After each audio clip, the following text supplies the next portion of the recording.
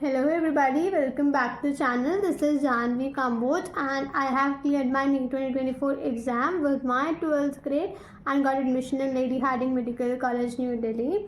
So guys, today we are going to talk about that if you haven't started anything yet, if you are at the 0 level, so can you crack NEET 2025 exam and score 180 out of 180 in chemistry? So yes, you can. देखो, सबसे पहले अगर हम बात करते हैं, अगर हमें ना प्रॉब्लम्स पता हो इनिशियली कि ये प्रॉब्लम्स आने वाली है और उनका सोल्यूशन पता हो, तो हम अपनी जर्नी के टाइम पे जब 7 मंथ्स रह गए हैं उस टाइम पे हम ये मिस्टेक ना ही कर पाएंगे, राइट। सबसे पहली जो मतलब प्रॉब्लम्स हम फेस करते हैं वो ये है कि हम specifically for physical chemistry and organic chemistry हम थ्योरी समझ लेते हैं, लेकिन क्वेश्चंस करने में दिक्कत आती है। क्वेश्चंस में पहली दिक्कत तो ये आती है कि तो क्वेश्चन ही समझ नहीं आता, पूछा क्या है, निकालना क्या है, या फिर समटाइम्स से होता है कि आधा कर लेते हैं और आधे के बाद जो रह जाता है पार्ट वो हमें समझ नहीं आता कि कैसे मूव ऑन करें। सेकंड दिक्कत आती है इन ऑर्गेनिक केमिस्ट्री को कैसे लर्न करें, क्योंकि इन ऑर्गेनिक केमिस्ट्री एक मेजर रोल प्ले करेगी, केमिस्ट्री के अंदर अच्छा खासा आएगा इन ऑर्गेनिक केमिस्ट्री से, तो वो लर्न करना इंपॉर्टेंट है। हाँ, and I am going to give a day wise planner for the next 7 months in this video. Starting with the first problem is कि how to solve the question, right? So question कैसे solve करना है? Guys see, जब भी हम कोई question करते हैं ना, उसकी कोई ना कोई अप्रोच होती है, आप उस अप्रोच पे फोकस करो। जब मैं करती थी मेरे साथ भी सेम दिक्कत आती थी कि मेरे से क्वेश्चन नहीं होता था, तो मैं डिफरेंट टाइप के सॉल्यूशंस फाइंड आउट करती थी कि मैं ऐसे कर लूँ तो शायद मेरा अच्छा इंप्रूव हो जाए, ऐसे कर लूँ तो इम्प्रूव जाए। और उसमें सबसे बेस्ट जो है वो ये है कि अगर मैं अप्रोच पे फोकस करूँ ना, तो मेरे क्वेश्चंस कहीं भी नहीं अटकेंगे। तो करना क्या है, बेसिकली सबसे पहले आप किसी क्वेश्चन को सॉल्व करो, ठीक है। आप मॉड्यूल कर रहे हो, DPP कर रहे हो, टेस्ट दे रहे हो, उसमें कोई क्वेश्चन सॉल्व करो। आपसे वो क्वेश्चन नहीं हो तो उसको छोड़ना नहीं है, अपने टीचर से पूछो या अपने फ्रेंड से पूछो, राइट। अब आपने वो पूछ लिया, आपका वो क्वेश्चन क्लियर हो गया, नाउ अब उसको छोड़ मत दो कि ठीक है अब तो हो गया, अब क्या करना है इस क्वेश्चन का। उस क्वेश्चन को डीपली एनालाइज करो कि इसमें एक्चुअल में क्या कंसेप्ट लगना था, इसमें इसमें किस टॉपिक का यूज़ हुआ है, इसमें किस पॉइंट के बाद कौन सा स्टेप यूज़ हुआ और क्या क्या निकाला है जिससे आंसर आया है। अब इससे होगा क्या, जब अगली बार सेम टाइप का क्वेश्चन आएगा तो आपका माइंड उसी तरीके से प्रोसेस करेगा, उसी तरीके से स्टेप बाय स्टेप आगे मूव ऑन करेगा और आंसर इजीली आ जाएगा। यानी क्वेश्चंस उस टाइप के तो आपके इजीली सॉल्व हो जाएंगे। अब इसमें एक एडिशनल टिप मैं देना चाहूँगी कि यार देखो, ऑलमोस्ट हर एक टाइप का क्वेश्चन आपके मॉड्यूल में DPPs में कवर अप हो जाते हैं, लेकिन कुछ क्वेश्चन ऐसे होते हैं वाइल गिविंग द टेस्ट या कुछ कर और चीज़ कुछ दे रहे हो, वर्कशीट कर रहे हो, तो उसमें कुछ चीज़ें होती हैं जो शायद फर्स्ट टाइम हम देखते हैं, कुछ थोड़े से टफ क्वेश्चंस होते हैं जो हमने कभी सॉल्व किए ही नहीं होते। तो उसको ऐसे मत समझो कि नया क्वेश्चन है, हमसे होगा नहीं, हमें तो चैप्टर आता नहीं। उसको नेगेटिव सेंस में मत लो, उसको पॉजिटिव सेंस में लो कि नया क्वेश्चन यानी कि नया कंसेप्ट पता चलेगा, हमें एक नई अप्रोच पता चलेगी। जब वो क्वेश्चन नहीं हुआ, let's say again you have discuss with your friends और योर टीचर, अब उसकी नई अप्रोच पता चली, उसको एक अलग से नोटबुक बनाओ, उसमें लिखो, और जब तुम उस चैप्टर को रिवाइज कर रहे हो तो उससे वो अप्रोच भी देखो, ताकि इन केस नेक्स्ट अगर नीट में इस टाइप का क्वेश्चन आता है तो गलत ना हो कभी भी। नाउ डिवाइडिंग द आवर्स, तुम्हें 4 घंटे तो एटलीस्ट यार पढ़ना ही पड़ेगा, क्योंकि मैंने लास्ट वीडियो में बोला था दैट जो बच्चे 9 से प्रिपरेशन कर रहे हैं NEET 2025 की, 11 से कर रहे हैं, 12 से कर रहे हैं, वो आपसे बहुत आगे हैं। उनका इस टाइम तक आगे लगभग सिलेबस कंप्लीट हो भी जाता है and you haven't started anything here. Don't get depressed, it is possible right now if you work seriously करो, हार्ड वर्क करो, स्मार्ट वर्क करो, अच्छे से मैनेज करके करो चीज़ें, बाहर घूमना फिरना बंद कर दो, सिर्फ अपनी स्टडी पे फोकस करो तो पॉसिबल है। सो मूविंग ऑन कि 4 घंटे आप दो, 4 घंटे में से 1 hour 30 मिनट्स ऐसे करके आप इसको डिवाइड करो। 1 hour 30 minutes for a lecture and next 1 hour and 30 minutes for the notes or the question practice. I'll be telling you accordingly. सबसे पहले स्टार्ट करते हैं क्लास 11 से। क्लास 11th में यार देखो, सबसे पहला chapter some basic concept of chemistry. ये चैप्टर जब हम इनिशियली जाते हैं सबसे पहला चैप्टर यही होता है, फिजिकल केमिस्ट्री का चैप्टर है, और इसमें इजी चैप्टर है, लेकिन इसमें ना दिक्कत आती है क्या कि ग्राम एटम्स, ग्राम मॉलिक्यूल्स, इसमें ग्राम एटॉमिक वेट था, इसमें तो एवोगाड्रो नंबर यूज़ होना था, इसमें तो ग्राम्स में निकालना था, इसमें तो यूनिट मास में निकालना था। बहुत सारी दिक्कत आती है, राइट। क्वेश्चन समझ नहीं आते क्योंकि हम इनिशियली गए होते हैं उस टाइम और हमें नहीं समझ आते। क्वेश्चन सबके साथ होता है, वेरी वेरी वेरी नॉर्मल। बस उस टाइम पे वो लोग इसको कर जाते हैं जो लगे रहते हैं, जो उसके क्वेश्चंस करते रहते हैं डिस्पाइट ऑफ लिविंग इट। क्योंकि देखो, इसका सिर्फ एक ही सॉल्यूशन है इस चैप्टर को मास्टर करने का कि क्वेश्चन प्रैक्टिस करते रहो एंड विद टाइम आपको ये चैप्टर बहुत अच्छे से आ जाएगा। एंड ट्रस्ट मी गाइस, जब तुम सारा सिलेबस कंप्लीट कर लोगे तुम्हें यही चैप्टर सबसे इजी लगेगा अगर तुम कॉन्टिन्यूटी में प्रैक्टिस करते रहे, इसको छोड़ा नहीं। सो ये चैप्टर बेसिकली बात करें तो 5 दिन का लगा लो है। पहले 3 दिन आपको 1.5 घंटा देना है अपनी लेक्चर्स को, 30 minutes for your notes and 1 hour जितना पड़ा उतने क्वेश्चन आप कर लो, राइट। डे 4 पे आपको 3 घंटे लगभग अपने नोट्स को देने हैं, 1 आवर फॉर दी जो छोटे क्वेश्चन होंगे, स्मॉल टाइप क्वेश्चन होंगे, ईजी क्वेश्चन होंगे, ताकि कॉन्फिडेंस अच्छा बने। एंड डे 5 फॉर नीट के PYQs प्लस क्वेश्चन, उसको आप अपने अकॉर्डिंग मैनेज करो। अगर नीट के PYQs आपके हो जाते हैं विद इन 3 to 4 hours then it's okay. अगर कम टाइम में हो रहे तो क्वेश्चंस और उठा लो, उनको भी कर लो, don't waste your time, right.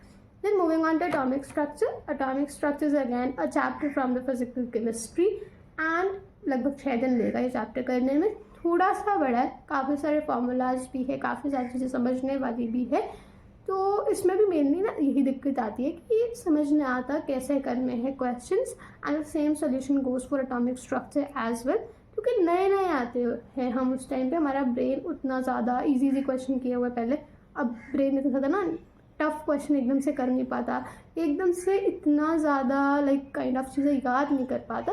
तो विद टाइम ईजीली चीज़ें हो जाती है, बस छोड़ना नहीं है उस चीज़ को, उस पर अच्छे से प्रैक्टिस करते रहना है डेली।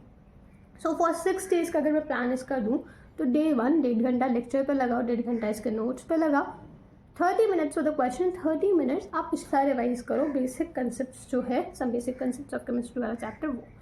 डे 2 and 3 पे 1.5 घंटा लेक्चर के लिए दो, 1.5 घंटा नोट्स के लिए and 1 hour for solving the questions.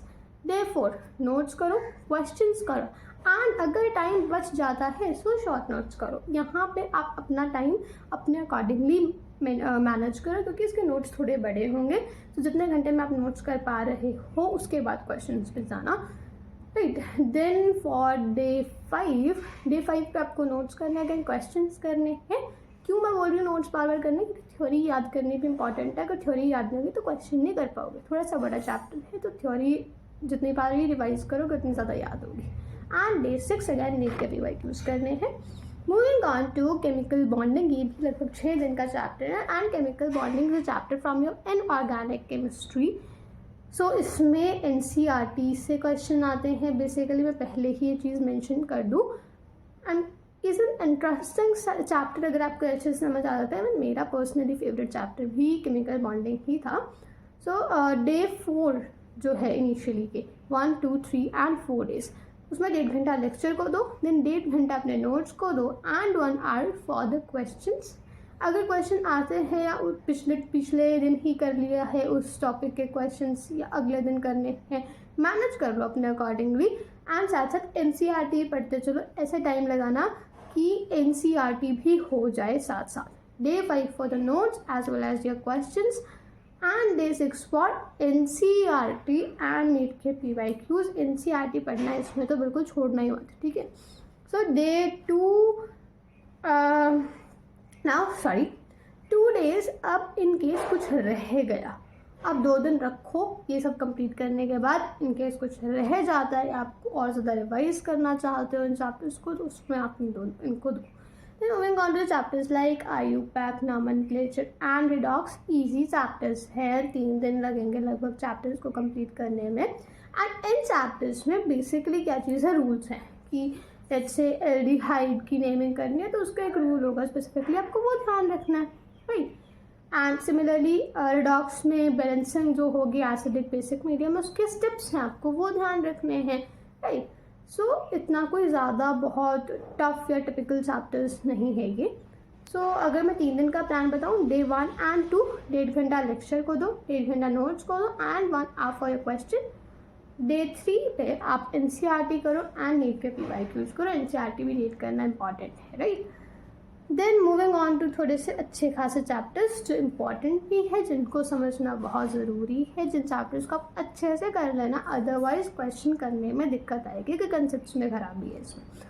Thermodynamics, equilibrium and general organic chemistry. Apart from this एक हाइड्रोकार्बन्स वाला चैप्टर होगा। ये 7-7 दिन तो लेंगे एटलीस्ट हर एक चैप्टर, क्योंकि ये इम्पॉर्टेंट भी है। थोड़े से अच्छे टाइप के चैप्टर्स भी, अच्छे लेवल के चैप्टर्स भी, उनके क्वेश्चंस भी थोड़े अच्छे होते हैं।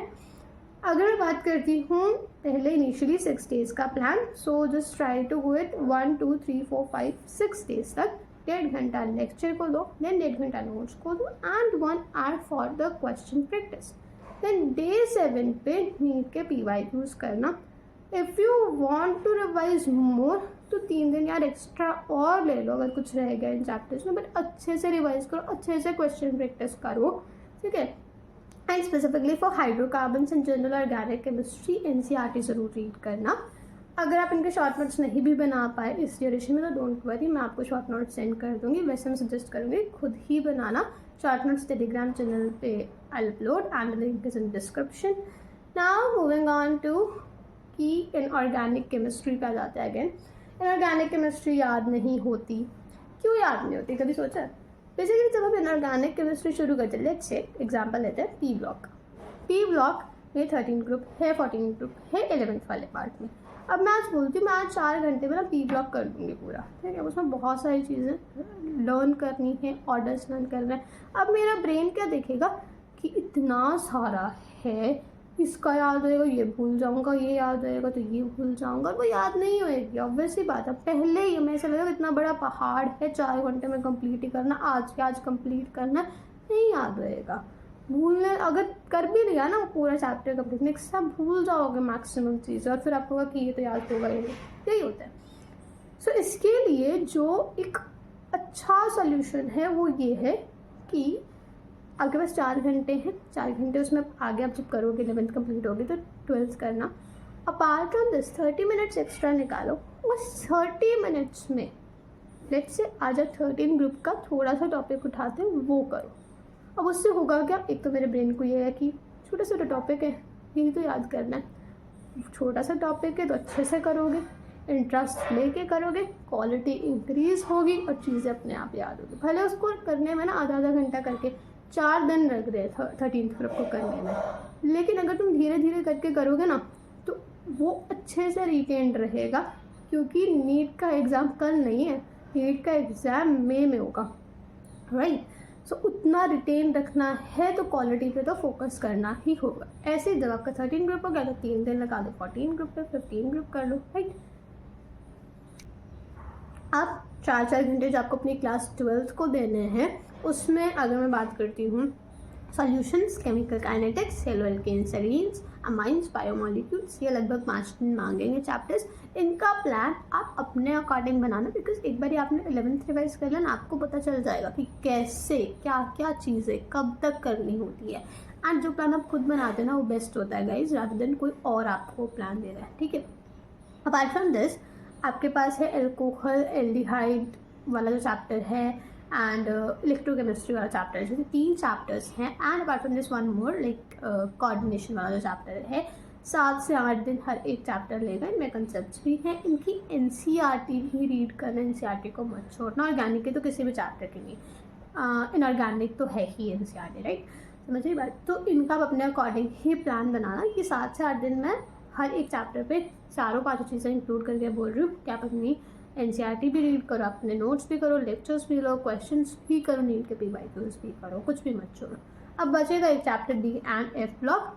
अब यहाँ तक आपका सिलेबस कंप्लीट हो चुका होगा और उसमें DF ब्लॉक करना है, साथ साथ 2-2 घंटे डेली रिविजन करते रहो, उसके साथ 2-2 घंटे DF ब्लॉक को अगेन धीरे धीरे रिवाइज करो ताकि वो अच्छे से दिमाग में बैठ जाए। और ऐसे ही फिर जब हो जाए तो P ब्लॉक को रिवाइज करो, एकदम से मत जंप करना कि पूरा चैप्टर कर लो, ठीक। That's all for today's video. Thank you for listening. If you have any doubt, you can comment. Do subscribe the channel, like the video. See you in the next one. Bye bye.